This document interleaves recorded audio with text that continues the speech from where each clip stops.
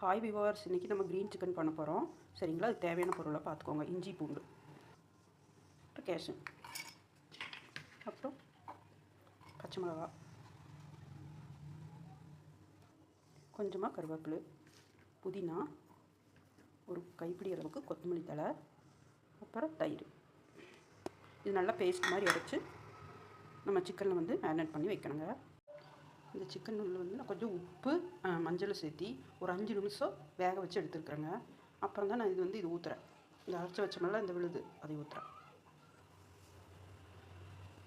இதை நல்லா கலக்கி ஒரு 1/2 hour வந்து இது வந்து ஊறட்டும். அப்புறமா நம்ம என்ன பண்ணுறதுன்னு பார்க்கலாம். கொஞ்சம் லெமன் புழிஞ்சிக்கலாம். ஆயில் ஊற்றிக்கோங்க. இப்போ பொடியாக ஒரு பெரிய வெங்காயத்தை கட் பண்ணி வச்சுக்கணும். அதை போட்டு ஃப்ரை பண்ணுறேன். இப்போ இந்த ஸ்டேஜில் சிக்கன் போடுங்க.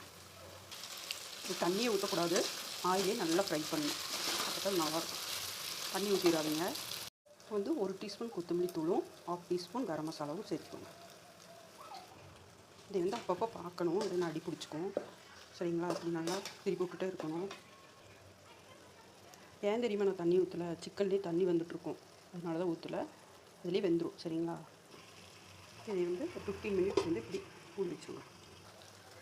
ரெடிங்க, நம்ம க்ரீன் சிக்கன் ரெடி ஆயிடுச்சு. நீங்கள் இதில் வச்சு சாப்பிட்டு பாருங்கள். எப்படி இருக்குன்னு கமெண்ட் பண்ணுங்கள், ஷேர் பண்ணுங்கள்.